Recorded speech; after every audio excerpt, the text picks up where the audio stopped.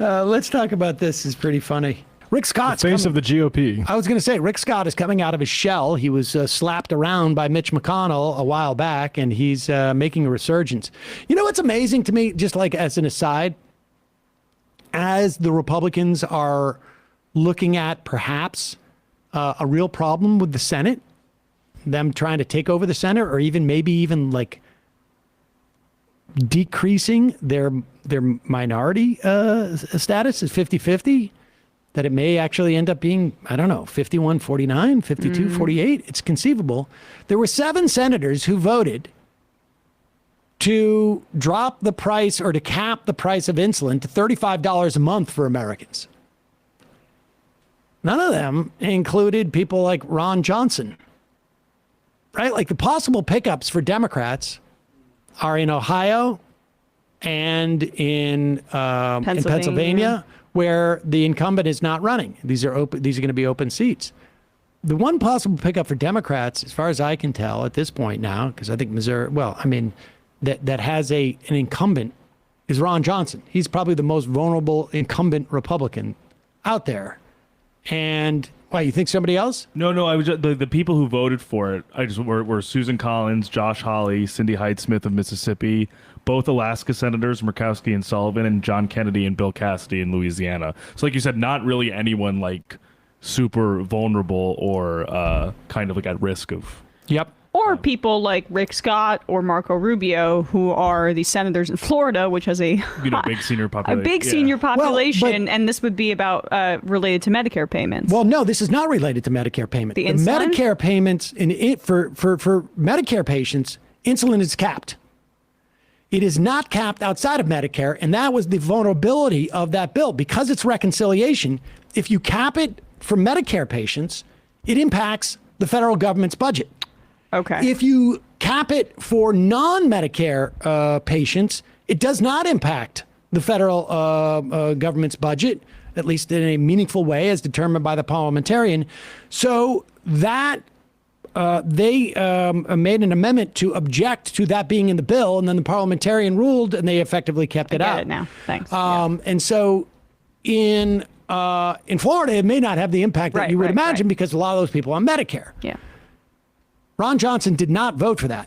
And I have a feeling a Mandela Barnes will be hitting him over the head with that on top of abortion. I mean, that is,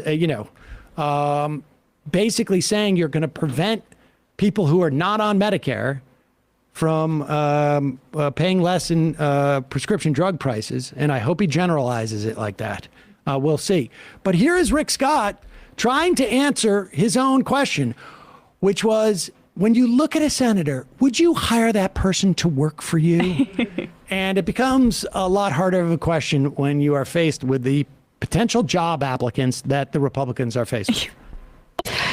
In a local radio interview in July, you talked a lot about your business as an executive, and you said we should start electing people that we would hire. In Georgia, now, pause it. I just also want to remind you that when he was in business, he ended up having to invoke the Fifth Amendment, I think it was 51 times, in an investigation because the company that he was the CEO of was found shortly after he left to have committed massive Medicaid fraud. I think they paid the largest fine in the history of Medicaid fraud. Really, let's be honest, they should have gone to jail. But with that said, who Rick Scott would hire is just dubious to begin with. I'd have to make sure that they had a lot of, criminal skills. But here it is. Republican Senate candidate, has lied about the number of children he has, about his business dealings. His ex-wife said he held a gun to her head and said, "I'm going to blow your effing brains out." In Arizona, the candidate Blake Masters called the Unabomber an underrated thinker. He said that al-Qaeda doesn't actually pose substantial threat to Americans. I mean, I've got a list of candidates here who've had some and said some pretty troubling things. Would you hire these people to work for you? Well, you'd go through each person, but I'm not the one doing it. It's the voters of those states are doing it. The voters of those states are going to make a choice. You're trying to help Senate Republicans and lead them to victory. These are your candidates. So, Margaret, as you remember, the voters in Arizona choose who they're going to vote, and what they're going to choose is they're going to choose between Blake Master and Mark Kelly. Mark Kelly has voted to keep the border open. He has never voted for border security. He's voted for the tax increases. He's voted for cutting Medicare. He's voted with Chuck Schumer and with Joe Biden basically 100% of the time. Warnock's got the same problem. This election is going to be about Joe Biden, and so this election is going to be about all the bad things that have happened. The fact that we're going into recession, the fact that inflation's at 9%, the fact that gas prices are up $2, all these things. That's what people are looking at. These are your Senate Republican candidates. These are your candidates. And the voters of each of these states. The voters of these states are going to decide if they're going to hire. Now, I get to vote. I get to vote in Florida, and that's how I think about it. But the voters in those states will choose in those states who they want, and it's a choice between two people. But look, all the Democrat nominees are basically Biden clones. Yeah. I mean, and by the way, they won't campaign with Biden. But if you are, you would acknowledge that if somebody went in for an interview for a private corporation, these things would come up as red flags to HR. So. I mean, good for her. I mean, it's a pretty obvious line of questioning. Like, if you're going to say you make a decision, like you hire somebody, like, do you really like who would you have manning the till essentially of this crew?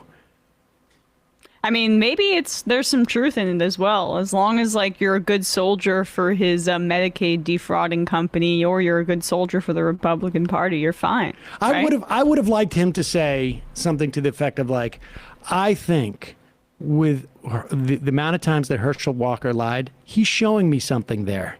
Yeah. That he's willing to get it done under all circumstances, and he's not going to let the truth stand in the way. And then he could have said to something about Masters, everybody's is allowed one idiosyncrasy, and that's the one I would allow him. Yeah, right. It's a quirk that he's into the Unabomber. I mean, everyone has their fetish.